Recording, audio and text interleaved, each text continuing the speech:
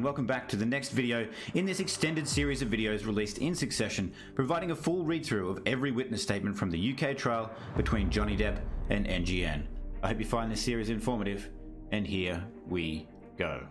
John Christopher Depp II and News Group Newspapers and Dan Wootton. Second witness statement of Ben King. I, Ben King, will say as follows.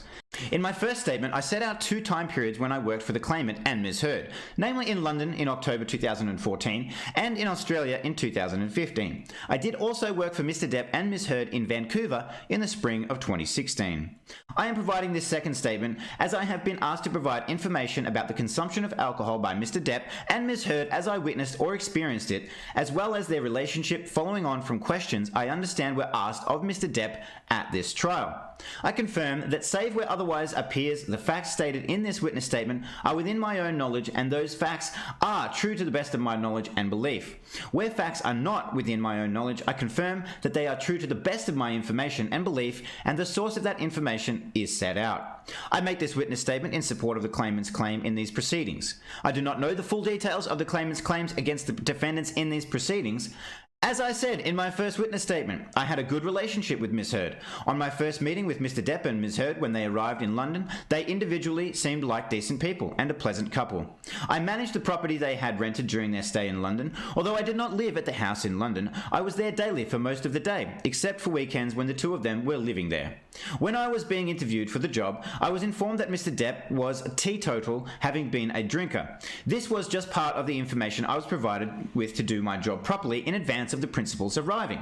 I vividly recall that when they arrived at the house, they brought with them a relatively large number of cases of wine. I was quite surprised by this given what I had been told about the fact that Mr. Depp was teetotal. I can say that during their stay in London, I did not see Mr. Depp drink. It was Ms. Heard who was drinking the wine. I believe she would regularly drink at least 1 or 2 bottles a night. I made a tally of the bottles of wine left on the counter or in the bins when I arrived each morning. I was usually the first one there. I would often see Ms. Heard drinking wine. She would sometimes offer a glass to me. Almost every day, wine was opened for her consumption.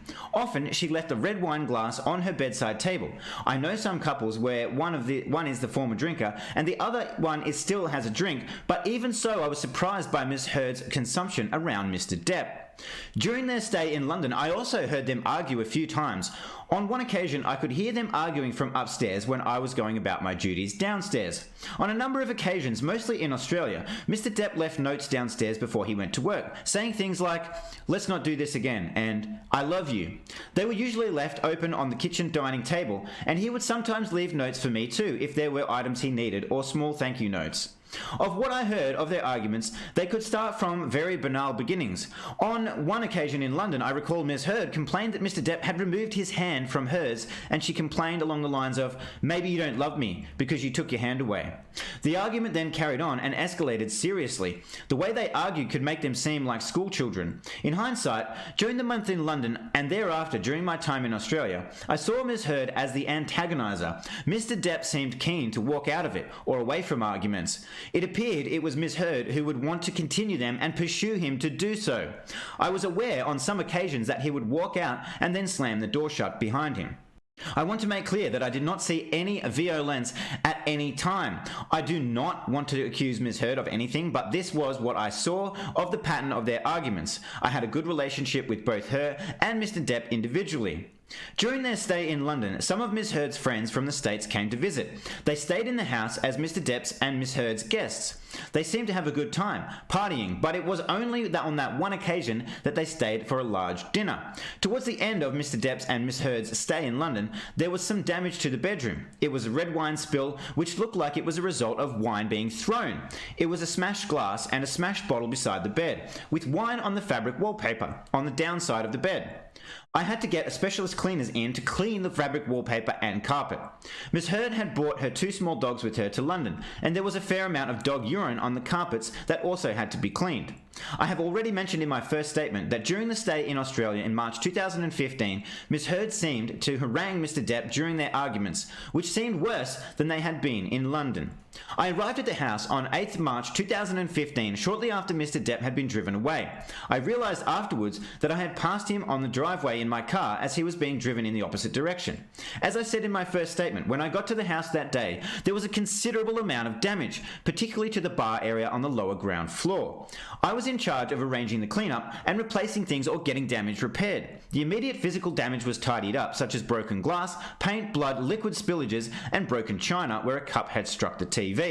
I also cleaned the graffiti from the mirrors. I was there for several hours. I then went to pick up my bag and my passport once it was agreed that I would fly back to LA with Ms. Heard. I left knowing that I would have to come back and get the house back in shape. I came back around a week later to deal with the larger cleanup work, such as organising the floors to be sanded, the curtains cleaned, paintwork and plasterwork, and chipped stone on the countertop in the bar area, and on the staircase down to the bar where a flower vase had been launched from the kitchen area above.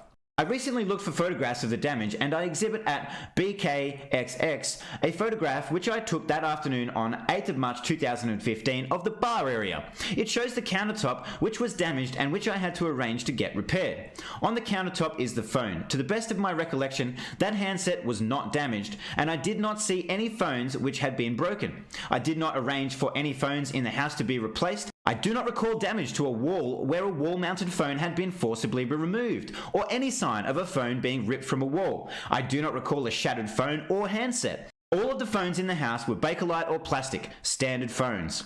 A lot of the damage was paint and blood around the house. One of the ground floor rooms had been set up as a painting studio, and the paint appeared to have come from there.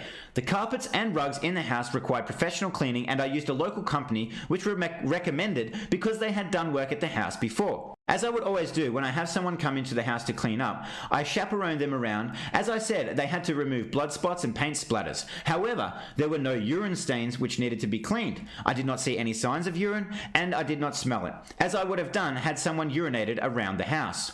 Also, none of the doors inside the house were damaged or any locks on the doors which had them. One thing which I did notice was that the blood spots appeared in a number of different rooms around the house. As I knew that Mr. Depp's finger had been cut, I believed that he must have walked away from where it happened, which I believe was the bar area where I found the fingertip. I did not see any injuries on Miss Heard when I saw her that day. She was certainly very hysterical and emotional, but there was no sign of any physical injury. As I explained in my first witness statement, I volunteered to accompany Ms. Heard back to Los Angeles. I remember thinking that it would be better if she went home. By the time of the flight, I was exhausted, and as was Ms. Heard, and I slept most of the flight. However, I did notice on one arm that she had a couple of marks, which looked like cuts of fairly uniform lines at a sort of diagonal angle downwards. I recall saying to her when we landed in LAX that she may want to pull her sleeve down, as there might be paparazzi in the airport. She did not refuse, but she chose not to. I did not have those marks in mind when I made my first statement and said I saw no injuries. When we landed, we were collected by a driver who I think worked for Mr. Depp, and I accompanied Ms. Heard to the penthouse at the Eastern Columbia building. Statement of truth. I believe that the facts stated in this witness statement are true. I understand that proceedings for contempt of court may be brought against anyone who makes or causes to be made a false statement in a document verified by a statement of truth without an honest belief in its truth. Signed, Ben King, 13th of July, 2020.